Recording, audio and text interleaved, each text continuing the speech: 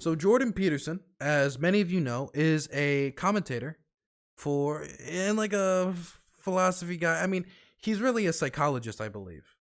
Like he just talks about I think basic psychology. He's written a few books like Rules for Life, like Make Your Bed, stuff like that.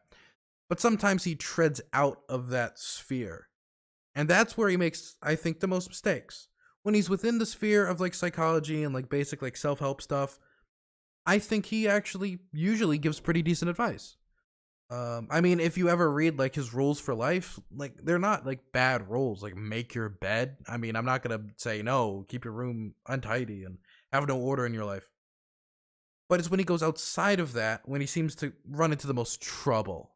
You know, when he runs into the most pushback for good reason. And recently, he was I think suspended, not banned from Twitter, because he continued to call Elliot Page by his dead name, and so he got suspended, and he's angry about it, and so he made like a declaration about how he would rather die than delete the tweet that got him suspended. Now, I've made tweets that I will stand by, but it'll get removed or like I'll get suspended for it. I'm like, oh, well, whatever. I guess I shouldn't make such edgy jokes about, Russian ambassadors in Turkey, when it comes to Sergei Lavrov. So, I back off and I just move on. But unlike the rest of us, peasants, Jordan Peterson wanted to make a declaration about his principles and rather dying than deleting his tweet calling Elliot Page by their dead name. Let's play it. Hello, everyone. A few days ago, I penned an irritated tweet in response to one of the latest happenings on the increasingly heated culture war front.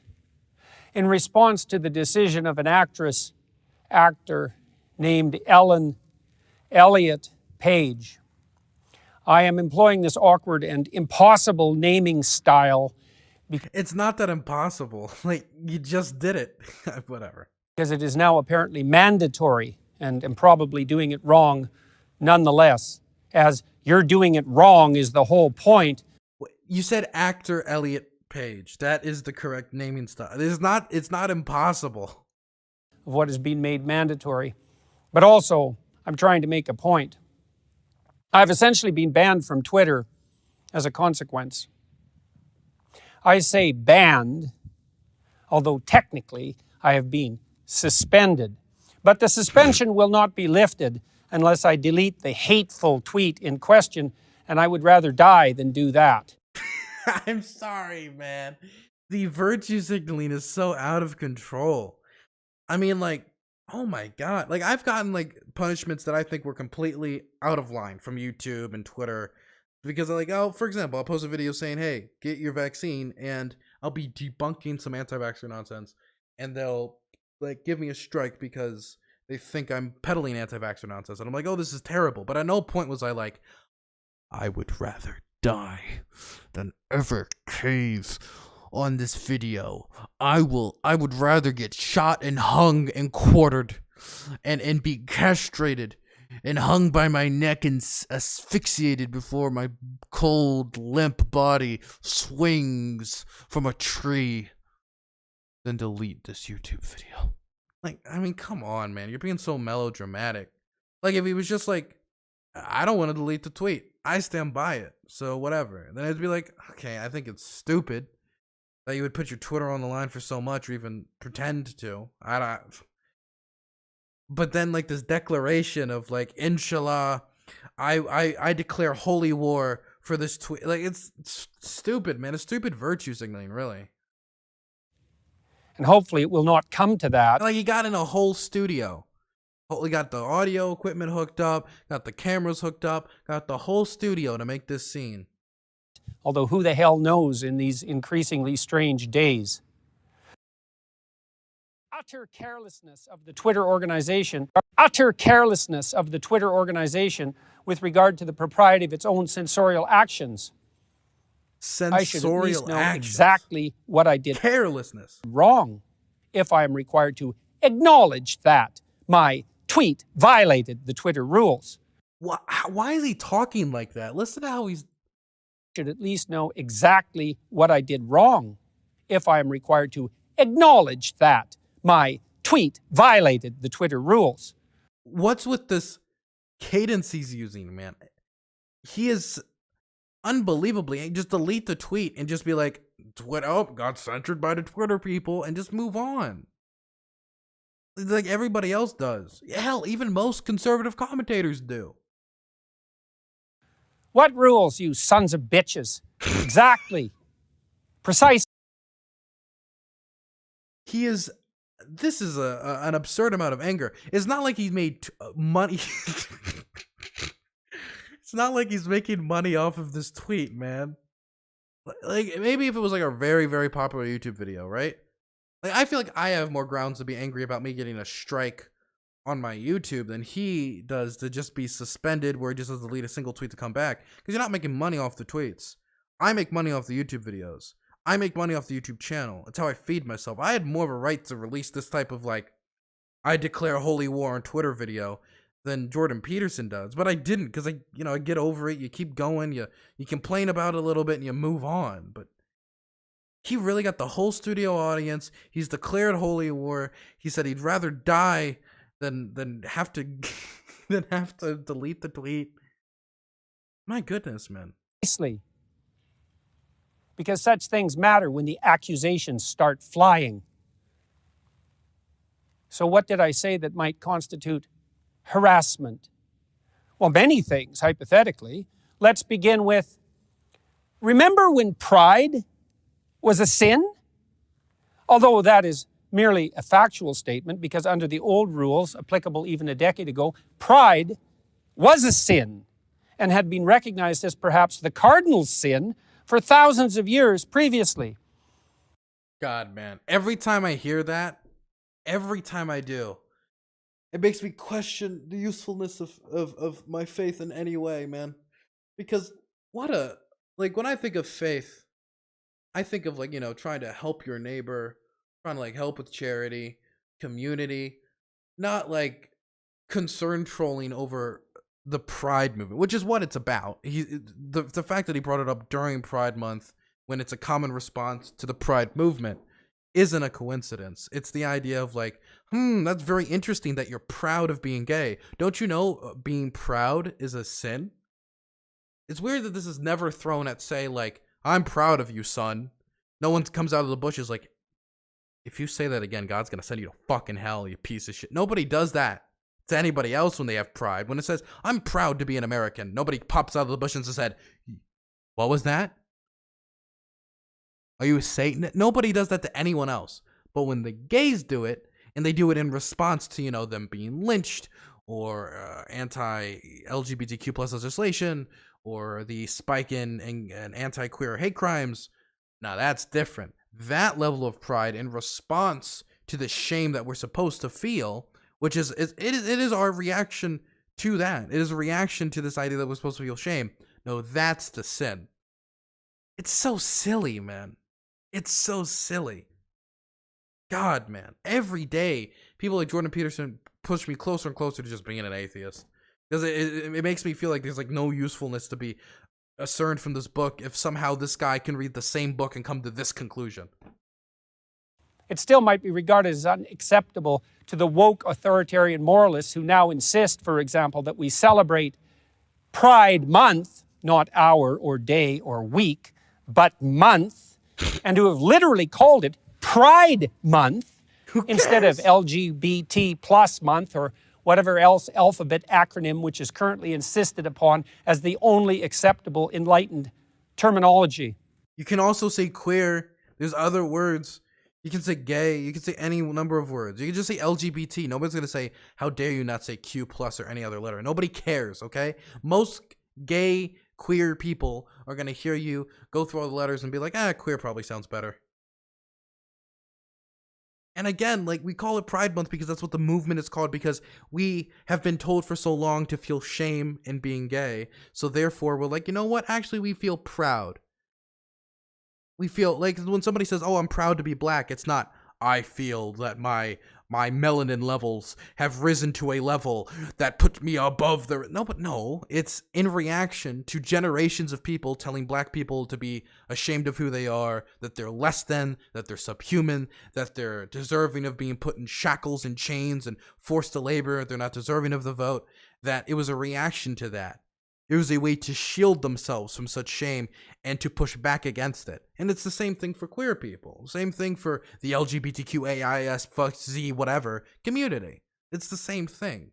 And again, pride is only lambasted once it is the minority that happens to be queer that is bringing about pride. If somebody said, I'm proud to be a Marine, nobody's going to jump out of the bushes and say, how dare you?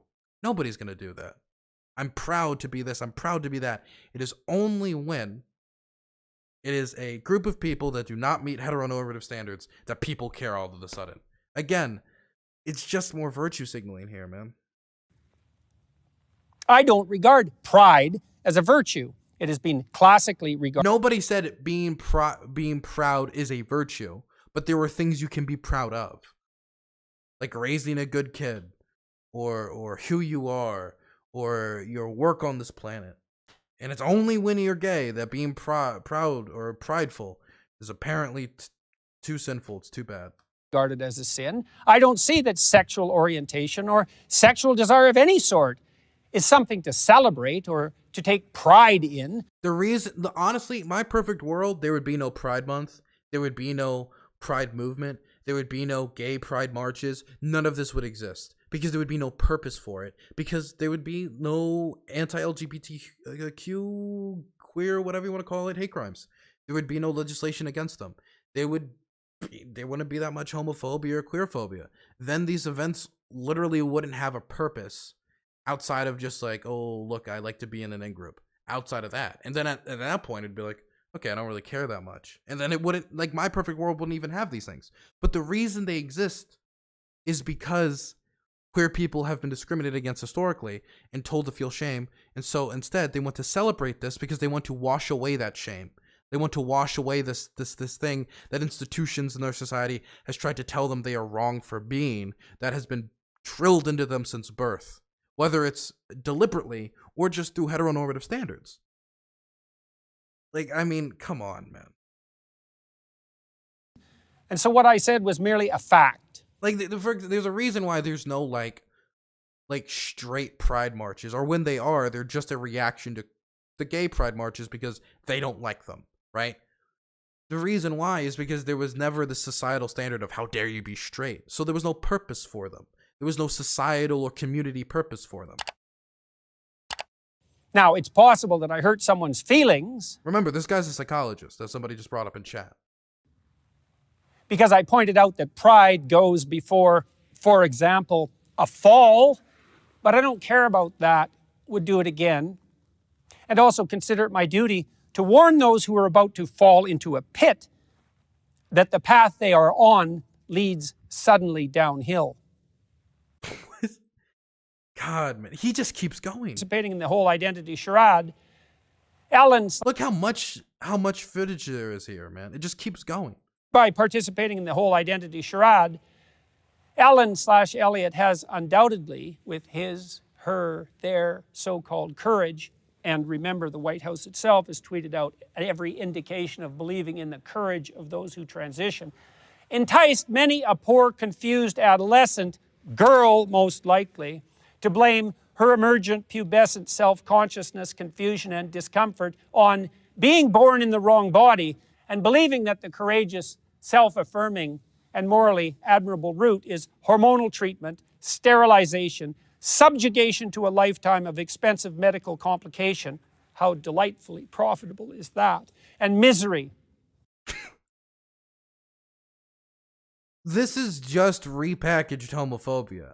This is the same thing. And I mean, I guess for like other people, they've realized that it's stupid, the idea that somebody would just choose to be gay or attracted to men, that they would get confused, that they would like be beaten with enough gay propaganda rays or watch enough of Neil Patrick Harris on TV that would make them be like, maybe I'm gay. And then they would spend the rest of their life having to like spend money on like gay items for health or like possibly like deal with the medical complications that could come at a higher risk with being queer, which whether it comes from the AIDS crisis that racked the queer community, whether it comes from, the higher level of hate crimes or the social isolation and stigmatization of yourself. Why somebody would choose that because they saw a celebrity they liked also be gay and or trans is ridiculous. Definitely considering that being trans on average comes with higher rates of suicide,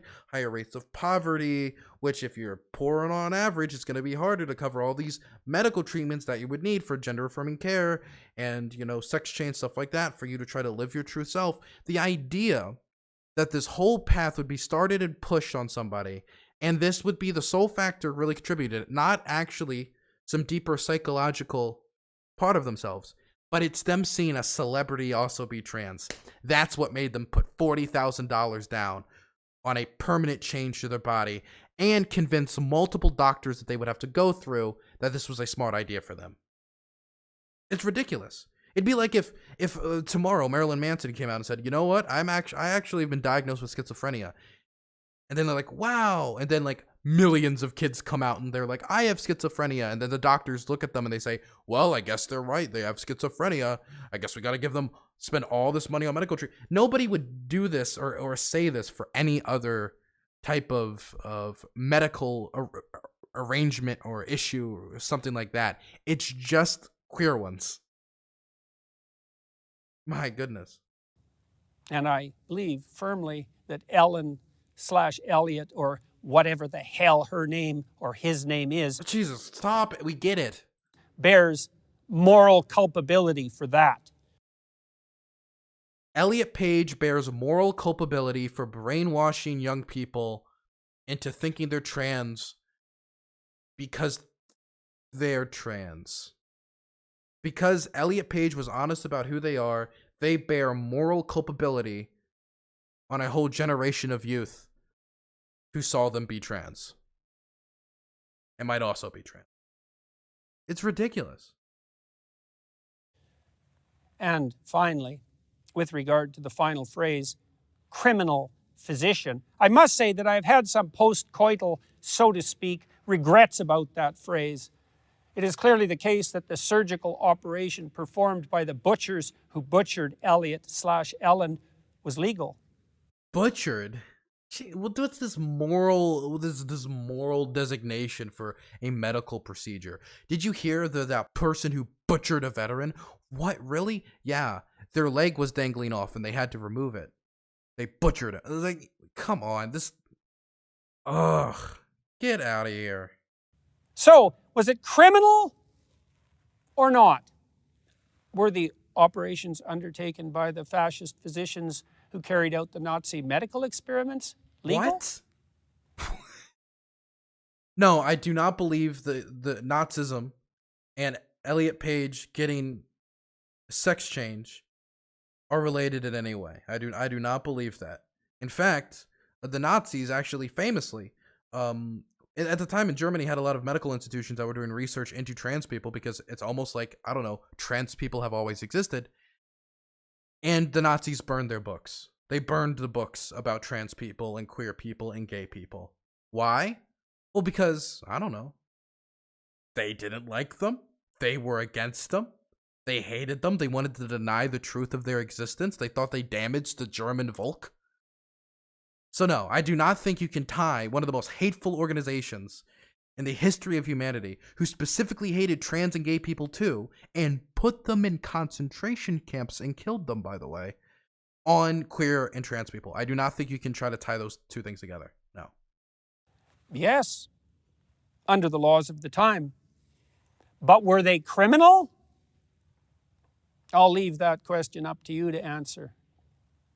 And further, perhaps it might be objected, what about the damage done by hypothetically leaving those confused about their identity to dwell in their confusion? Aren't we morally obliged to intervene? And I would say, no. Keeps going. I'm not taking down that tweet or acknowledging that my tweet violated the Twitter rules. Up yours, woke moralists. We'll see who cancels who. Dude, I can't take this seriously. Twitter's a rat hole in the final analysis, and I have Rat probably hole? contributed to that while trying to use, understand, and master that horrible, toxic platform. No doubt, I owe some apologies for that, and I'm trying to learn, but it's a relief in some real sense to be banned, and I regard it under the present conditions as a badge of honor. I'm not. So he literally admits it's a virtue signal at the end. It's a badge of... Okay. God, they have created what they were intended to destroy. They are their own worst enemy. God, man. Dude, this is embarrassing behavior, man. This really is embarrassing behavior.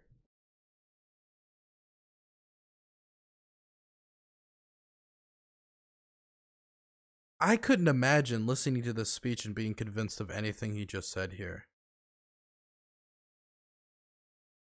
I just don't, I don't get it. And that's the hardest part for me always, when I just don't get it, you know?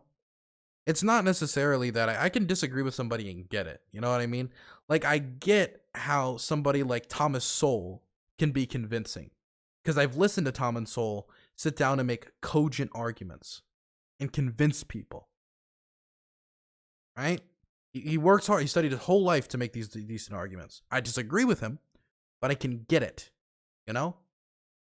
I can't get Jordan Peterson.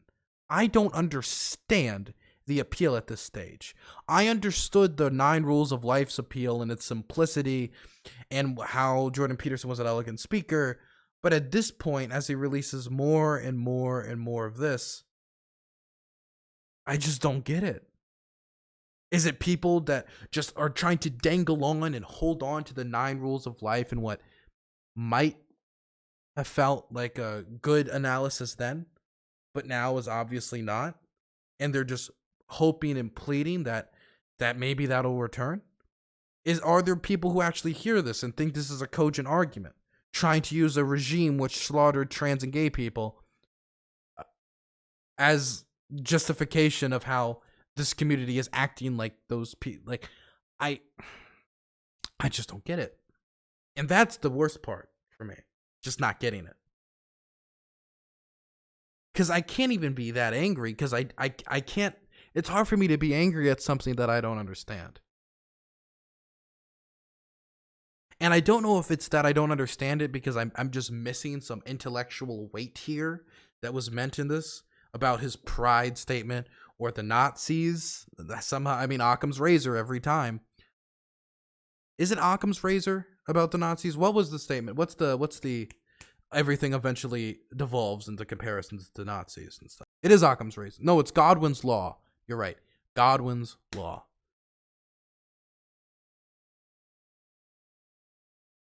I just don't get it. And so I can't even really be angry at him.